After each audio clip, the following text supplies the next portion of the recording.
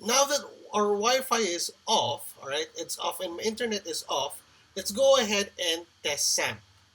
So if you're gonna go to test SAMP, go to applications and then look for SAMP and then go ahead and click Manager OS X. Now if you're using Windows, just go to C Program Files and then SAMP, all right?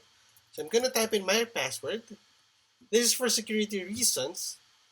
And then over here, manage servers, make sure that all of this now is running. So I'm gonna just gonna click on this one and click on start and then click on start. So once this is starting, all you have to do now is to type in localhost on any browser just to see if your server is running. So I'm gonna go here to my browser. My Wi-Fi is off, but then if I type in localhost, you would see this one now. This ensures now that your localhost server is running offline.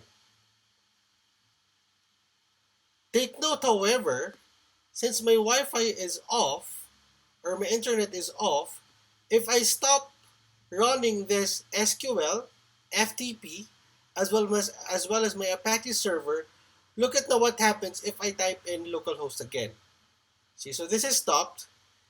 And notice if I type localhost, you would see now the internet is not connected or the site cannot be reached. Meaning, you have to turn off this web servers or this SAMP to make sure that it's running. All right. So every time we go on our lessons, just make sure that your web server or your SAMP is running. All right.